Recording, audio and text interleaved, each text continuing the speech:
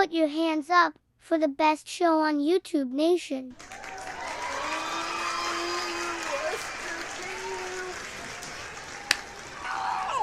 Let's do it, y'all.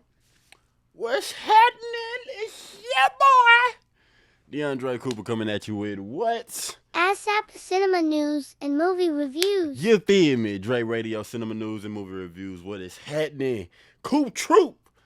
I missed y'all, man.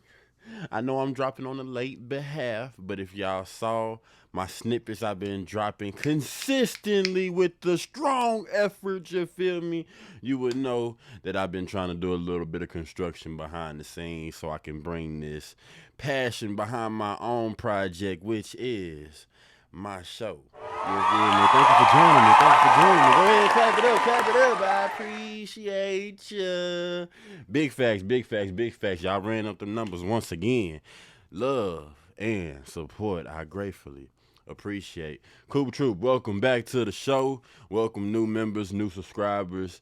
If you ain't know, the CoopTroop is basically my family name because I am DeAndre Cooper. And I needed to just come through and bring y'all into the family front. So all dedication to the loved ones that really supported me in this YouTube venture. I appreciate y'all. To my friends, my family, great support out there. But especially the CoopTroop. Y'all know y'all got my love. And hey, we here. We doing the thing. Hey, Shap, what's poppin'? What is goody, my guy? We all in. Hey, I always gotta come through and let y'all know. If you ain't know, you about to know I got fire on the show, so you better drop low.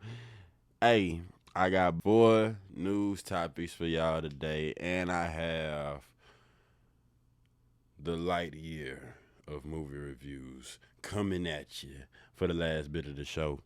But y'all know how we gotta start it off. I ain't gonna start the intro until we get your water intake, y'all. Hey, we gotta always make sure we what? Stay hydrated, CoopTroop. Hydrated, that's right, my G. Let's do it. Get y'all water in. Water up. Woo! Chilly. No room temp. Shout out Big Tom, Tony Baker, y'all.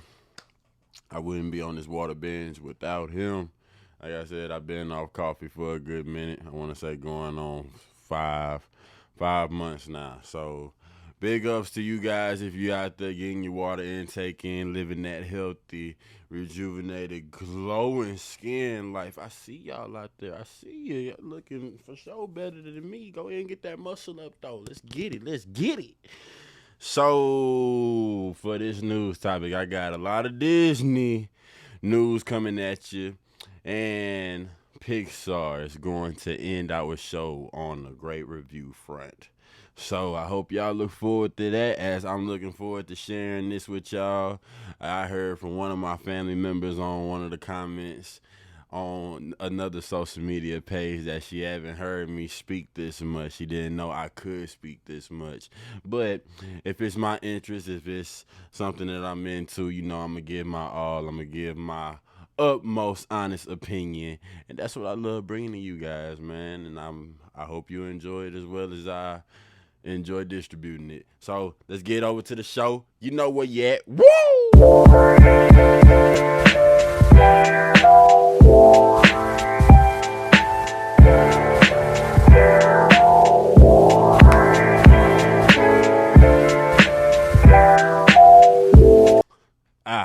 Let's dive into where we at, what we doing, what is this?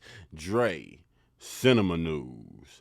So, I got 4 topics for y'all. What I have first coming to the forefront is one of my top 5 Disney movies, y'all. I'm going to probably make a separate video on a surprise note like I did this past Saturday and get y'all my top 5 Disney films in order and really give y'all the description of why. But one of them coming to the forefront of Dre Cinema News, and that is we are being debuted and introduced to the startup of a live-action Hercules film. Yeah, we had our recent Hercules films like Back in the Gap from number 1, Dwayne "The Rock" Johnson, and then from another source that wasn't really big hype because both films flopped. But I feel like they were more so at competition notes because they dropped at the same year, almost probably around the same month as well. But Disney is coming out with the live action remake version of our 1997 release, Hercules. You know, where Zeus had a son, Hades kidnapped him basically. Now he living amongst the mortals, and now he tried to take away his godlike powers, but he didn't. His henchmen failed, and now he's a demigod. But now he's trying to find his place back into his rightful throne of Mount Olympus. So let's dive over to our source, therap.com. It says here, Guy Ritchie is going to zero the hero and will direct the live-action Hercules movie at Disney. An individual with knowledge of the project told The Wrap. And Guy Ritchie is coming from the live-action Aladdin film. It did numbers. It made its 1 billion global box office sales. In my opinion, the Aladdin film didn't really just hit it for me. It was a lot of copy and paste, which I gratefully appreciate. I wish The Lion King would have did those same notes. But it was also some original tales on there, from Genie telling the story and having a family and so on and so forth. But y'all know who was behind the face of Genie, Will Smith, which was a big name back then. I don't know where he's staying right now, but going through the allegations and the stop playing. I'm okay. He did not smack me. Nah, but yeah, Guy Ritchie coming through and he's going to retell the animated story of Hercules. How y'all feeling about it? Like I said, I'm not sure on the story front coming from Guy Ritchie himself. All kudos to Guy for just getting the bag, but I don't know. Like I said, the Aladdin film was hit and miss for me, so what makes me think that he's gonna come through on a different front for the Hercules film. But hey, we all go through our trials and tribulations of things that didn't work and from things that's going to work. Hey, Hercules might be that sitting for dude. So we'll see how it go. How y'all feeling about it? Drop down on the comment section below and let's talk. News topic number 2, we are diving in to an old conversation that I brought up to the forefront a couple episodes ago, where I was saying Chris Evans was in talks of a possibility return for our Captain America, and how would that commence within the multiverse that the Marvel universe is in right now. But going to MTV News on their YouTube page instead of the website, I was watching this interview that he was doing about Lightyear, and there was a question brought up that I want you guys to check the clip on that I'm about to transition you over to right now. But here's my question. Sure. There were a lot of rumors that like you could come back in the multiverse as another Marvel character you played, Johnny Storm. God, Did they wouldn't ever that be come to great? you? Wouldn't that Would that be have great? intrigued you? Like, No one's ever come to me about that. I mean, I don't exactly look the same anymore. I was 15, almost 20 years ago. Oh my God, I'm old. But I really love that character. But I think, aren't they doing something now with well, they are. But Fantastic as you well Four? know, I mean, in the multiverse, all bets, you can have 6 different Johnny Storms. Yeah, I guess that's true. I mean, I guess all bets are off.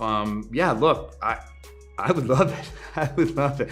That would actually be an easier sell to me than coming back as Cap. You know what I mean? Cap is so precious to me, and you know, I almost don't want to disrupt what a beautiful experience that was. But Johnny Storm, I feel like he didn't really get his day. That was before Marvel really found its footing. So you know, I loved that role, and you know, who knows? So there you have it. Chris Evans was basically saying that I respect and I totally feel Captain America and that trial, that storyline that he took him through, that was a passion project, and it was a first time run, and it was executed well. I'm talking about just like Robert Downey Jr.'s Iron Man. Why would you want to go back and fix something that wasn't broken in the first place? Let that run have its execution and memories behind it. And what he was saying on the interview was that Johnny Storm was before Marvel really got its name. Johnny Storm was a character that didn't really get its bag like every character in the MCU is getting now. So he would love to come back on a different front and give that character more style, more flame than the character had back then in his early 2000 run. And I'm all for it. I'm all for it because his Johnny Storm was definitely arrogant. Think that's funny, Pebbles? Johnny, what? He was coming from Scott Pilgrim or so when he was the ex-boyfriend. The only thing keeping me and her apart is the 2 minutes it's gonna take to kick your ass. Can I have your... I don't know. I guess just me as a fan. Like I said, I'm not the comic book DC Marvel enthusiast. I'm just a fan out here giving raw opinions.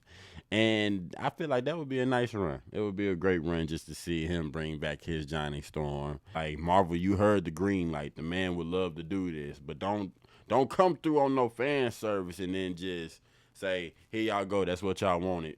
And boom, boom, bam, we just got a little quick story. How y'all feeling about it? Would y'all like to see Chris Evans come back as Johnny Storm, the Human Torch? Let me know down on the comment section below, y'all. Let's do it. Now, I'm coming through on my first TV series review. We are talking about Ms.Marvel, you guys. I told y'all I was going to do it after I caught the first and second episode. Let's dive right into that. So, Ms.Marvel, episodes 1 and 2. Basically, we are back in high school with a new character. Peter, Spider-Man, Tom Holland Spider-Man. He went through his homecoming trials, to his far from home trials, to his no way home trials.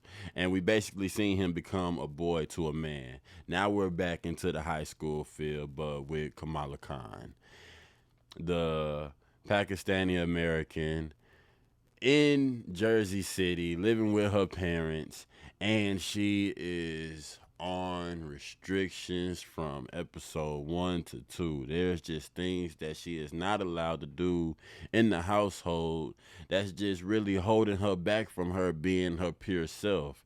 And you know, whenever you hold somebody back from doing what they want to do, they're either going to be there in a miserable state or they're going to rebel. She basically did the total opposite of what her parents. Her parents was like, no, you can't do this. But on a safety note, on a protective note, they was doing that to protect her just because Jersey City, there was one scene where her best friend, Bruno, was like, she asked Bruno, 9 times out of 10, how often do you think my bike will still be here whenever we leave the Avengers Con?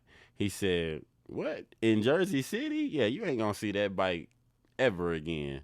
So she disobeyed her parents, went to the Avengers Con, but before that, she got shipped in a box from, I believe, her grandma, and she called her nanny or something like that.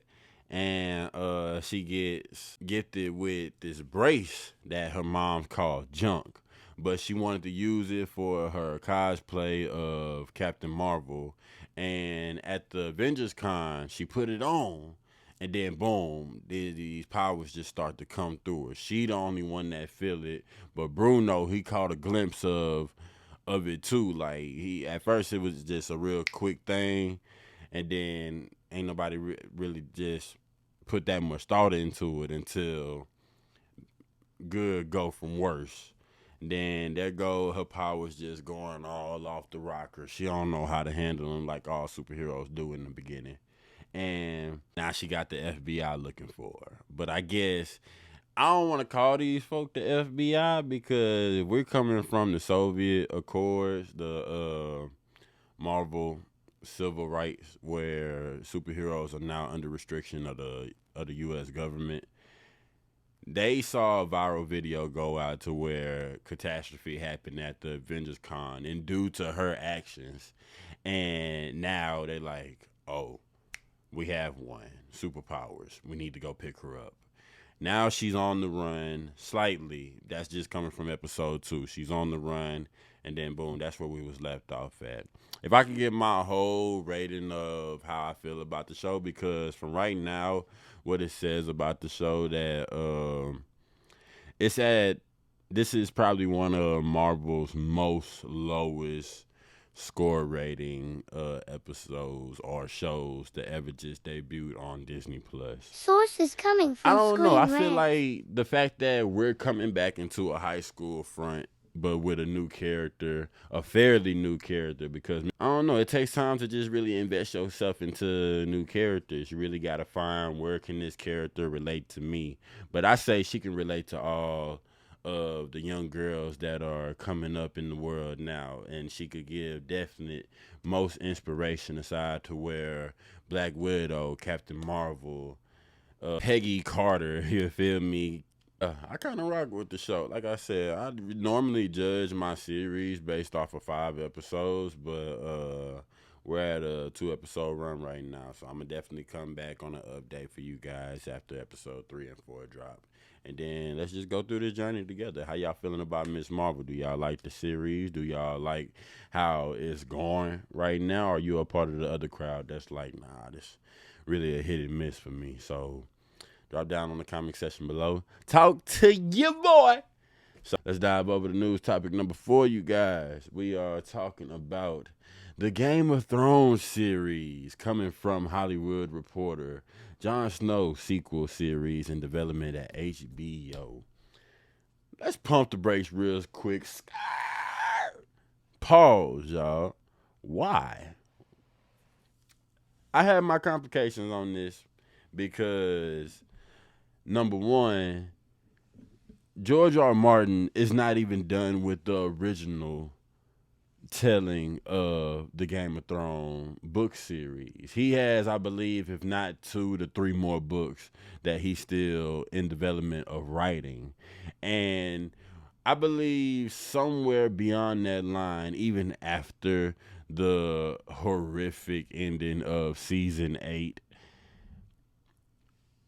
how would this story be told? Where do we really need this series right now, aside from what's coming out, House of Dragons in August, mid-August, I believe? Is this a need series right now? Because if I'm not mistaken, I know a lot of actors to actresses that's under a Marvel contract, which he is our new Black Knight, our first Black Knight in the Marvel Cinematic Universe. Would that conflict with, I guess, what he's what he has set in stone just for his future film projects? Because you go back to the Game of Thrones series, that took us 8 seasons, but before the 8th season, we had nothing but extraordinary storytelling and this and that from wow and those moments. Would this just be fan service, something that people want in, I guess, reconciling of the final 8th season? I don't know. I have my disagreeing opinions on this. I'm not really looking for a Jon Snow series or a sequel right now. It's just, I guess, leave the character where he's at. Leave him back in the moment. Let us actually go back and enjoy those moments for what they were. And look forward to seeing what George R. Martin has for written on these next books coming out. Don't just rush anything. I want to say my first worst experience of viewing a series that wasn't even done with manga development, stepping into the anime realm, was Full Metal Alchemist. And that was the first actual anime series that went on to continue the show without the writer and author finishing the manga series, and then boom, they just gave us some sidebar episodes that didn't really make sense, to be honest. And then boom, failed. And then they had to come through with a Full Metal Alchemist Brotherhood that was just manga copy and paste, spot on, great story. And then boom, you got yourself a great series. But yeah, those are my opinions right now, just with this Jon Snow sequel series. So how y'all feeling about it? Do y'all want to see Jon Snow right now? Are y'all looking forward to this sequel series that HBO have in development? Let me know down in the comment section below. And guess what time it is, y'all? You ready? Let's go. We about to dive into the movie review section. I'm ready for this one, though. I'm for sure ready for this one. Y'all know what we talking about? We are talking about Lightyear to Infinity and literally, let me go ahead and show y'all little clips and bits of this trailer above right here. So, Lightyear, we are diving into the future, the past, y'all, the past future of 1995. We are diving into the Andy experience of the film that he went to go see before the action figure actually dropped in his universe. This was the movie that built every kid's dream to be an astronaut, to just be a space commander, to be Buzz Lightyear. So here we are in this new universe where you get a lot of nostalgic notes from the first Toy Story. You get a lot of references just from Star Wars alone, because we are in space, y'all. Look at all of this space and this density and nah, man, but Lightyear, what can I say about this film? I went to see it twice. The first time it was a different feeling because I actually felt like that was the Andy experience. I got to see the hype. I saw the notes of where you go back to the first Toy Story and you see why Buzz was so by the rule book. You see why he was slightly so strict and why he was so headstrong in his own beliefs. But we got that same Buzz on this movie. But this movie really dives you in the first couple minutes of it. You get action, you get thriller, you get emotions. You are in the feels of these characters. You in that great investments of the first half of the movie characters, and then you see where everything kind of malfunctioned in the movie because he broke the spaceship, the spaceship that they called the tune-up, that they was in, from like literally a whole colony of space cadets and everybody involved in the like workers field. They were stuck on a planet, and Buzz had to go through hyperspeed outside of the orbit of the planet they were in order to get everybody out and back home. So while they doing that, he passed by a couple of years. He's going by years, but that's just because of the way the space time is, aside from the inside orbit time. And now everybody is aging, but he's still holding his full presence. And I guess you could go back into comparison of Captain America when he was frozen in the ice for those many years, and then he come back into our universe, our modern day time, and he still look all good and youthful. And that's basically what happened here. So Buzz is going through failed times, prideful times, where he's holding his head down, but he's also keeping his confidence up because he know there's a mission at hand, and it's the most important mission that needs to be done. Everybody needs to go home. So he's putting himself through those trials and tribulations, but also failing through those times, and he's losing important people. So once we get to the time and point to where there was the last call for the mission at hand, now we're with new characters. And some of these new characters I feel like would have been great if it was just one of them, because you would have got like a master and Padawan type of feel throughout the whole movie, and then the antagonists come through. Boom, you got your perfect movie. But you get introduced to 3 extra main characters that kind of slowed the movie down for me. It slowed the movie down because some of these characters you had second thoughts on. Like, were they really meant to be in this film? Because, to be honest, the film was really longer than what it should have been. And you could see the notes to where it was dragging. If you felt like you had to leave the theater to go out for a little break or so, you could do that. And this movie is already getting biased reviews from like a positive to negative note, but you understand why. You see that too.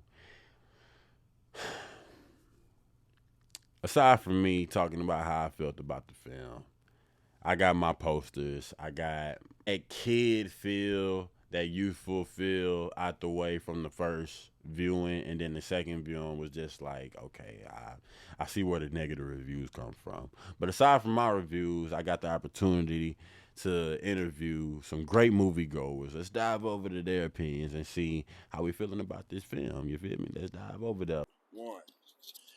Greetings, YouTube family, CoopTroop. I'm your amazing host of my great show, Dre Radio, Cinema News and Movie Reviews. I'm granted the opportunity to interview 2 amazing moviegoers. We are viewing the Andy Experience for the premiere of Lightyear.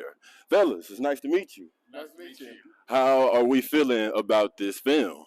It was good. It was a typical Pixar film, heartwarming, adorable, full of adventure, nostalgia. It was good. Very good, very good. The cat. The cat. Socks was definitely the highlight of the film. I pre-ordered my Funko. So we took a time machine back into 1995, you guys. This movie set a lot of high expectations. Did they deliver? I think so. It had, it had like all his catchphrases. You know, the wings popped out, like all the Buzz Lightyear-y things. Yes, like sir. you see where they came from. I thought it was pretty cool. Is this movie a sales grabber for you to go buy a hot toy? Yeah, I pre-ordered the Funko on the way out. Oh man, it doesn't come out till August. Of the cat, just the cat. All right. So we can give this movie a score out of 1 branches out of 5. What would you give this movie? 5 being the best? Yep. Or a golden branch. Oh, what's a golden branch get? The golden branch is basically the box office movie of a lifetime. This is a must-go see. I'm gonna give it a 5. Just because I'm stingy. I'm stingy. Fellas, I gratefully appreciate you guys' interview. I have 2 special moviegoers with me. My brother and sister, man. What's happening, y'all? Doing good. So, we are leaving Lightyear. How are y'all feeling about this film? The movie's okay, though. It's just, I feel like I didn't miss much, and it's supposed to be an indie movie, but it feels more like a reboot of an indie movie. Okay, Big Mike. How you felt about the film, Lee? It was pretty good. I liked most of it. It was mostly funny though. Did y'all have any highlights of the film? Just to reveal near the end of the movie of who Zurg is. Yeah, that was a big, major surprise to me because coming off Toy Story 2, we saw that Zurg was Buzz's father. Yeah. If you could branch this movie 1 branch out of 5, what would you give the rating? 3 out of 5. 3.5. There you have it, folks. We have our movie score from my sister Lex, my brother Mike. Can we all give to infinity And beyond. So there you have it, y'all. Y'all see where the mixed reviews come in from the negative and positive. Hey, the movie was it was better than Jurassic World Dominion. That's where I'm going to save it because once we get to the score rating, and in my opinion, you'll see why. And it's like from my brother, he mentioned reveal of the antagonist Zurg. It was confusing because if you go back on Toy Story 2, it's like, didn't you say you was his father? You got that note, but also it's that person. That was a shocker. It was a big shocker. Tough shocker, man. But Lightyear.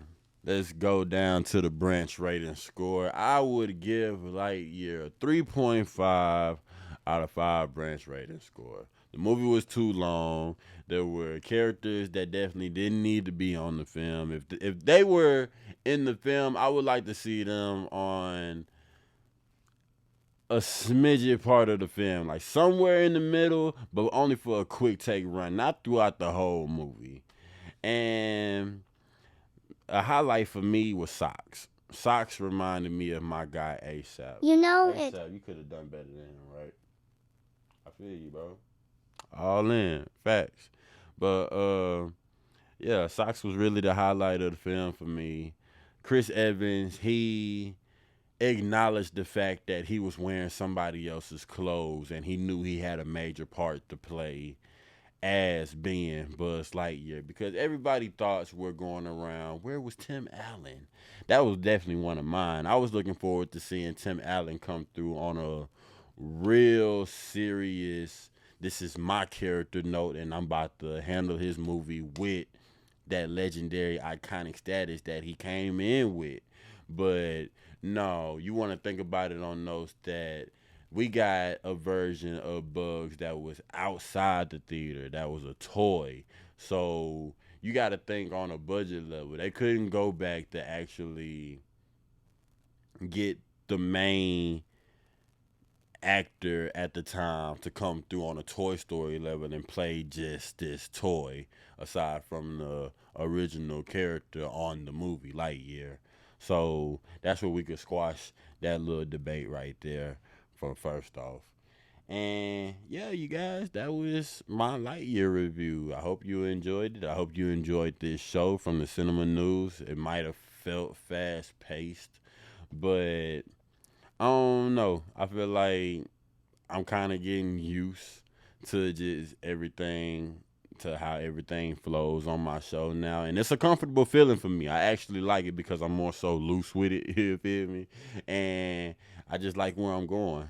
So, again, I appreciate you guys for joining me on this journey. Thank you, CoopTroop. Thank you, new subscribers. I hope y'all enjoyed the show from the Cinema News to the movie review. I am your host, DeAndre Cooper. That is your boy, ASAP Dre.